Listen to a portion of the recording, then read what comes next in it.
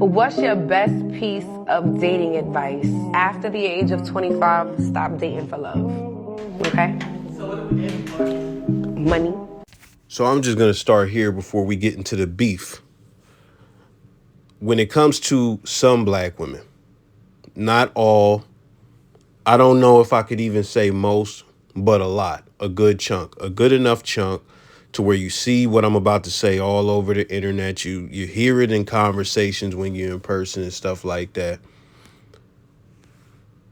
All women, you know, when they get to a certain point in their life, in their development, you know, they want a man for what he has.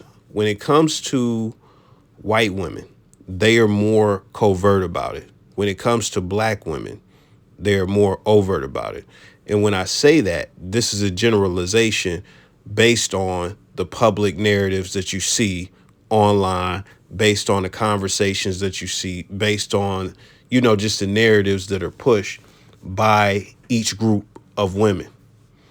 You know, so it's not that white chicks or just even chicks outside of the black community don't want your money. They do want your money. They absolutely want your money. But when you look at the whole 50-50 conversation, when you look at the whole, oh, a man's got to provide for me so I could be in my feminine and all this shit, when you see all of that stuff, all of these conversations spawn from black women. They spawn from black women on Twitter from circa 2016, 2015, somewhere in that ballpark. I remember as this shit was developing, as I began to see it in real time coming out, and we're having in the black community, men and women, these heated debates, I was desperately looking through the white community on the internet, on Twitter, on Facebook. I talked to my white peers, and I was trying to find them having a 50-50 conversation. It didn't start happening with white people until it became something that they could monetize on relationship podcasts. So they especially after the mainstream Kevin Samuel shit, now you hear white women coming out saying they want a guy with 6 figures and all this stuff on these platforms.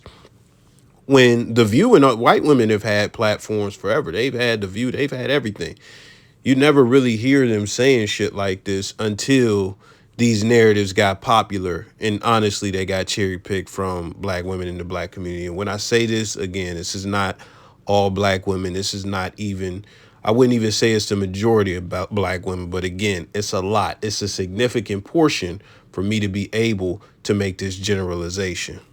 And I'm not sure if I said it, but I want to be clear. When I was looking for white people having that conversation, I never found it. I never found it anywhere on the internet. White people don't have those discussions. Other races, maybe Hispanics that are ingrained within the black community, but other races in general don't have the 50-50 discussion publicly. They didn't have the battle of the sexes shit publicly, you know, in the white community and stuff like that, you know, back then. And the one thing I want to say is when I looked it up, what did I actually see? What did I actually come across? I came across a bunch of shit saying, and this was a quote that every time I seen a white person or a white chick posting it, it was, you know, there is no 50-50 relationship. It's 100-100. I give him 100% of what I have, and he gives me 100% of what he has as far as effort. That's what they was talking about. It wasn't even when I found it in the white context, it wasn't even money. And we could get into that another day as far as like, I'm not going to lie, like one of the craziest things is coming from the black community, like how important, you know, the superficial shit is like, and I'm talking about at every age, like your shoes. When I went into a mixed club for the first time and seen a white dude with his toes out in sandals, pulling white bad bitches, I laughed out loud. I laughed really loud, but they couldn't hear me over the motherfucking Snoop Dogg, Dr. Dre song they was playing and shit like that. But I laugh because I've never seen that in my life, especially where I come from. But let's get to the point. So the point it is, when it comes to this chick in the video, She said after 25. So why is it after 25? Because you gotta have a whole face. That's just what it is. You like in this generation, that's what's going on. You know, you got to get your, as a woman, you got to have your fun. You got to get your experiences. You know, you got to fuck with the dudes that you like. You got to fuck with the broke dudes that you like, because that's the thing that, like, in the black community specifically, and even it's surpassed, like, just because I'm from the black community, that's why I speak about it. But even with white people with the Andrew Tate type shit and like, oh, you know, you got to boss up and you got to get this money, and not like that's a popular narrative. Like now in the like white manosphere, like, oh, you got to get money, you got to boss up, focus on your passion and purpose and get money, because then the bitch is going to start falling out the sky. Like, you know, that stupid ass shit. That's not true. Contrary to popular belief, especially when women are younger, they fuck with broke guys. They fuck with guys who don't have much to offer. Why? Because you don't have to have money to actually be sexually attractive. Let me even be more clearer. Sexual attraction, money plays no part in it. Just keeping it a stack. It doesn't play a part. If you think back, like, you know, the jock in high school who was slaying all the hoes, did he have money? No. No, he probably didn't even have a car. He was probably getting rides. You know, meanwhile, I could get into another point. That doesn't mean that, you know, they weren't taking advantage of some dudes as far as women, you know, at those ages and stuff like that, and fucking with some dudes because of their resources and things like that. That was still happening, because when you're in high school and a guy has a car and you want to go to the mall, but you don't want to go with your mom, you know, you go and fuck with the guy who got the car. He give you a ride. Now, that don't mean you're going to give him no ass, but I know I'm all over the place, but I'll just say this real quick. I know a guy who didn't get no babes in high school, but he had a car. And you would think that him having that type of resource would put him in a prime position to be messing with bitches, right? To really be slaying some shit. No, because there were two cold chicks. They asked him, you know, if they could borrow his car. Him being a simp, he let him borrow the car. It was his mom's car. They ran around with the car and they didn't get back, you know, they didn't get back in a timely manner. They said they was going to be back at like 5 p.m. They got on the car at like 10:30 type shit. He was worried and all types of shit. I don't even think they put gas back in it or nothing. But I would never let no hoes borrow my car at any point in my life. But he did that and he wasn't getting nothing from it. So women will exploit you where they can and where you let them. But for your resources and stuff like that. But all that aside,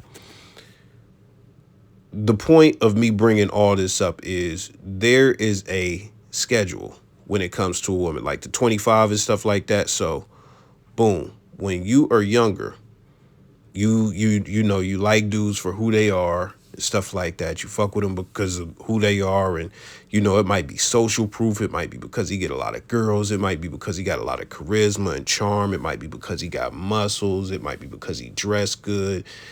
It's all that type of stuff that's not really that superficial, and it's more related to just who he is, not what you can get from him.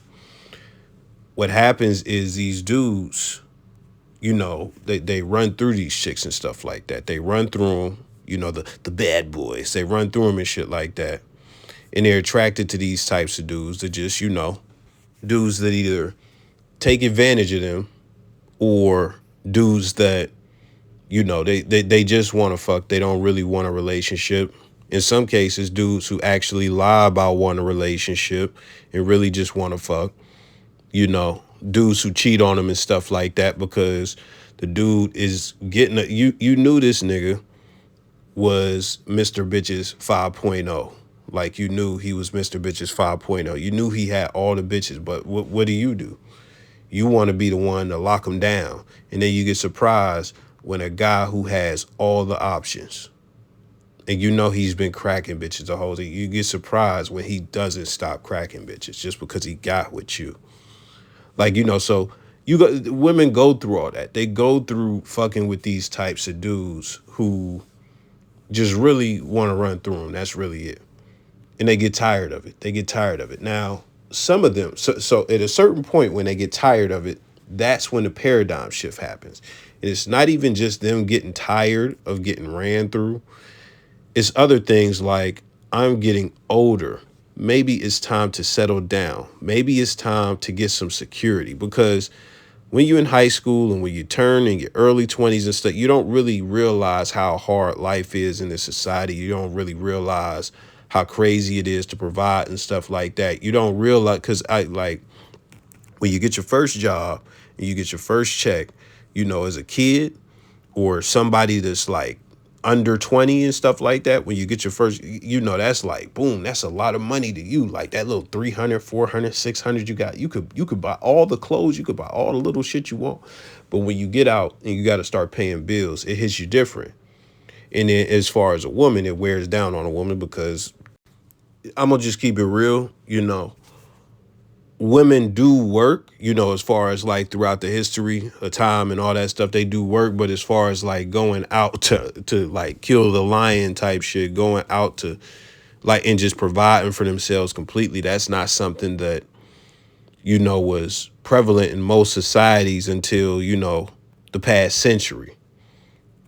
Just keeping it real. Like this, I'm not saying there weren't women who did that, but I'm saying like, that wasn't something that was like the standard for women.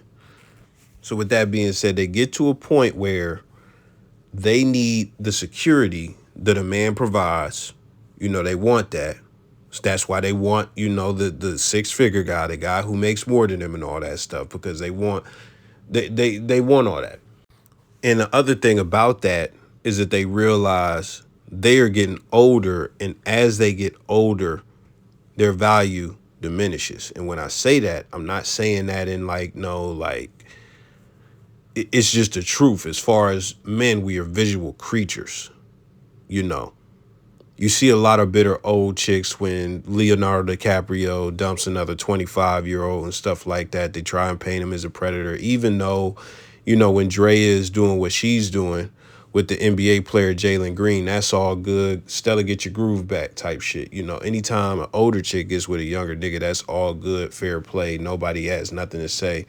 But that's why they shame older guys for fucking with younger women. That's why they do that. But they realize that, the asset of their beauty is withering away. So they got to capitalize on it at the end of the shot clock while they still can. They never really think about that like while they're in their prime. They think about that after they're falling. And it's like fucking clockwork. It happens with, if not every woman, it happens with the majority. Now, this woman in the clip, I would like to think that she is actually bitter from the experiences, that she's had before 25 for the reasons that I've already mentioned.